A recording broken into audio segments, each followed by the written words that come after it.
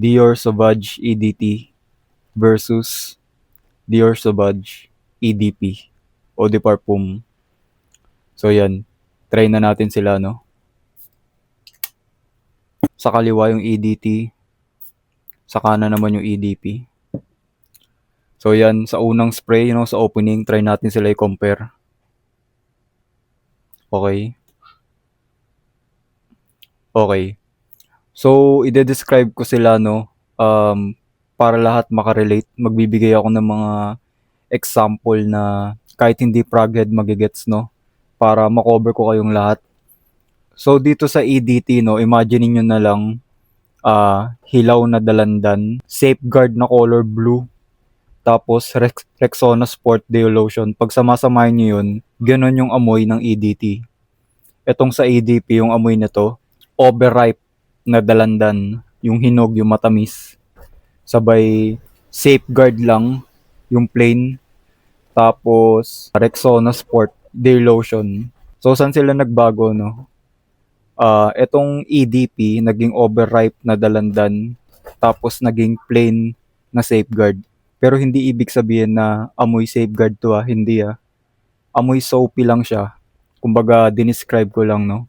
Mas matamis etong Sauvage EDP. So yan, ipa-flash ko sa screen yung notes nilang dalawa, no. So ano ba yung nabago diyan sa notes mula dun sa original na EDT tapos dito sa EDP, no.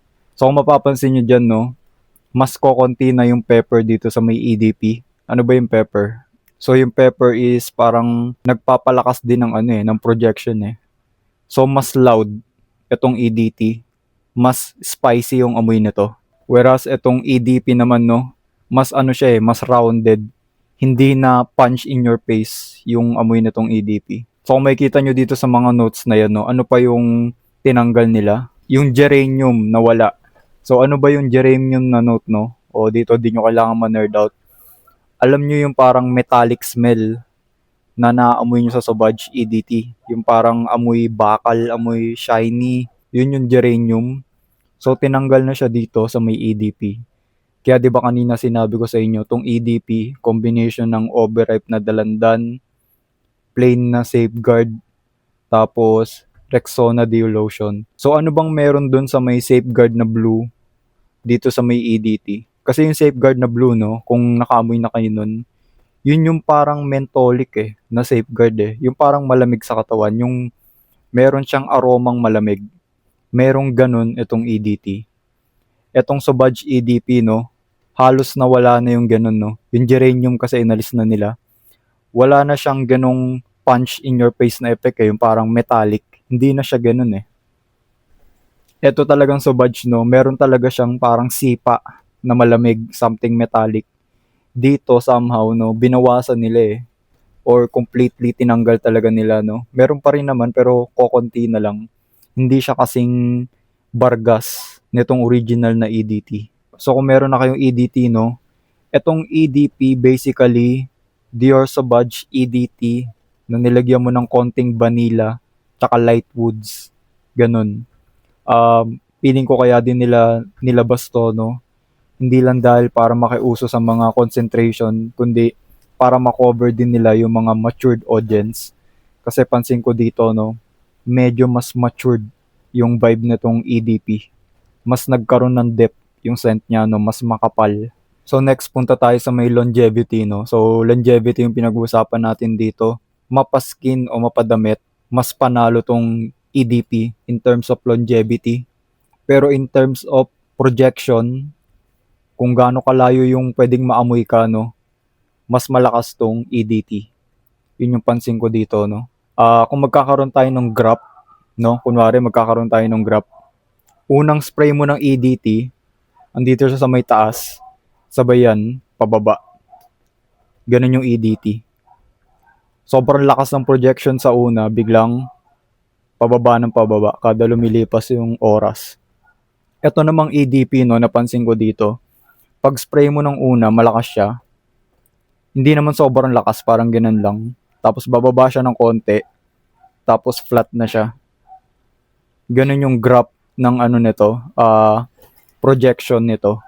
Siya hindi siya sobrang loud pero pansin ko, no, consistent siya. Ganun siya. Ang projection nito mga 2 feet eh. 2 to 3 feet abot ka dito eh. Etong Sobudge, parang 2 metro, 3 metro kaya na itong abutin. Ganun siya kalakas. Siguro meron ka ditong solid projection sa loob ng 2 to 3 hours. Talagang ang lakas ng masasakop mo, no? Lagpas 2 metro, maamoy ka talaga. Dito sa EDP, no, hindi siya ganun kapasikat eh. Medyo may pagka-gentlemanly na to. Itong EDP siguro maximum na yung 1 metro eh. O parang mga 2 to 3 feet lang talaga siya. Pero ang kinagandahan dito, no, consistent yung projection niya. Hindi kagaya nitong EDP, no, sobrang lakas biglang habang lumilipas yung oras, pahina na siya ng pahina. Pero pansin ko dito sa EDP, para siyang ano eh, elixir, nawawala, biglang bumabalik, parang gano'n, no. Etong EDT kasi ano to eh, yung tapon niya talaga malakas. Talagang lagi mo siyang maamoy, no, kahit dito lang.